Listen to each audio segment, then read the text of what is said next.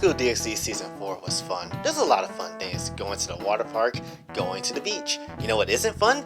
Sitting here and about to roast Highschool DxD Season 4 because I don't like roasting things like this and I like this series, but we're gonna have to do it anyway.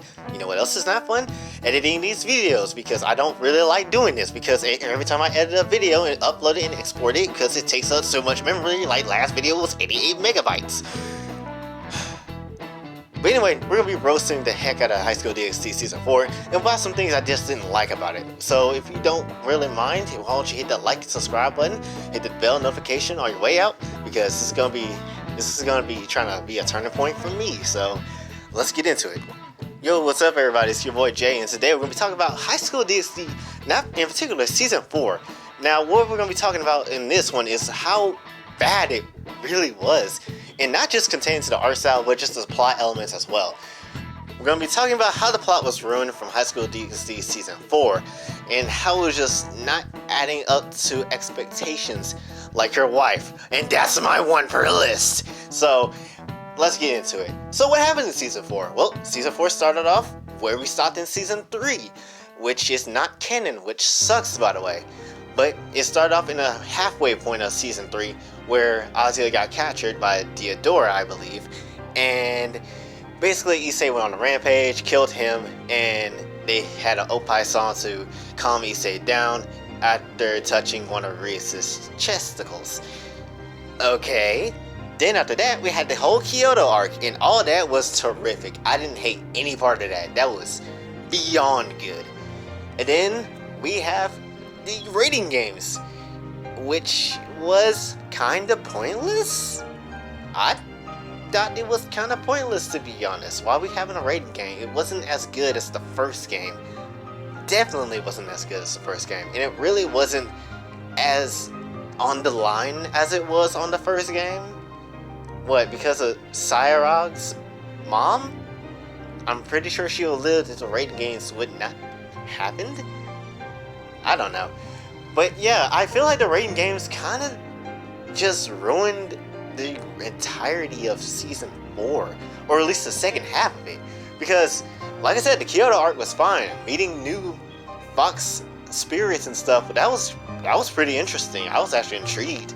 So, seeing that was actually like, oh, okay, that's a good fight. This is really good. I like how they're doing this and bringing back Highschool DxD.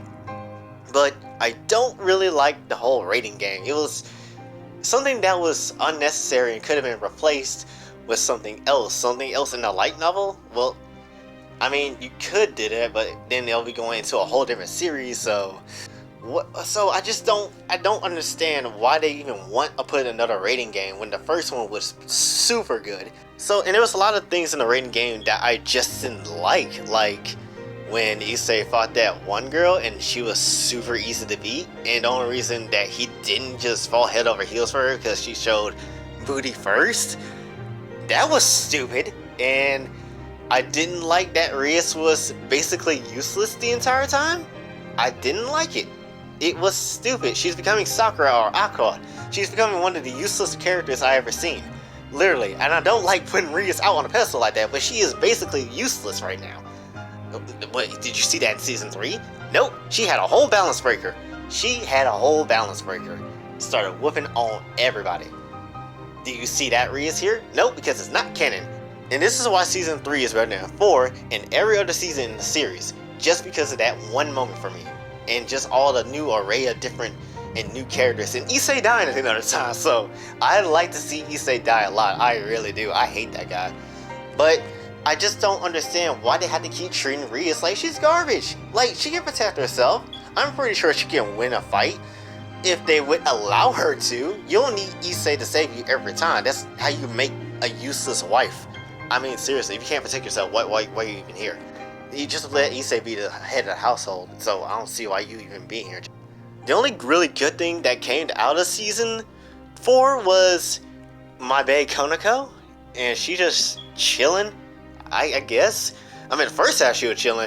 I mean, we didn't get really that much of her like I wanted to, except for that one scene in the freaking couch in their clubhouse, which I want to kill Issei for. But and I'm not going to try to be intense about it here because y'all don't need to know how crazy I am. But so I just didn't like that scene in particular, but at least we got more of my wife. So, and then we had the second half where she was on Issei again, and I want to kill for that. But, it also, I feel like Ishibumi is literally hearing my response and everything, because why is Konako acting black out here? She is literally one of the blackest characters in the show, and every time I see her just say something black, I'm like,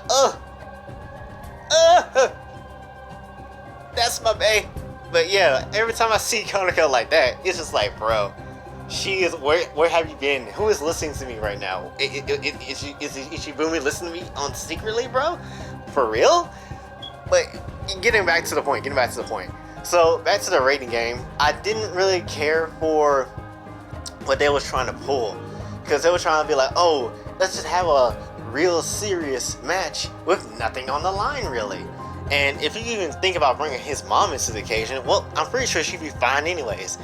If the rating game didn't even happen, I'm pretty sure all he had to do was just like, hey, I'm gonna go ahead and use my boob no jutsu on you, and then we're just gonna see how this works out for everybody, because I'm just a pervert. So, and they did that, and then nothing really else happened to her, except she woke up and she's fine now. So it's like, okay, did we really need a rating game for that? Do we really need to prove who's the strongest? You're not Dragon Ball Z. You will never be Dragon Ball Z. So, and then we also had Issei's new transformation. In the first half, it was lit. It was fire. I liked it. In the second half, because I was also trying to get with the animation and art style as well, since it changed, and it was a struggle, but I got used to it. But I'm still just like, boo, boo, Jinsaman, boo. I don't really care for Issei's new power upgrade stuff that happened to him in the last bit of the match, only because Rias, the useless one, got hurt again. Oh god, it actually kind of hurts to say Rias is useless, but it's true though. Like, she hasn't done anything except in season 3. Still hasn't done much, so it's kind of hard to say she's useless, but she is. But I'm just like, what? Can we have something serious, please? The first half was serious. I liked it. So why can't the second half be equally as serious?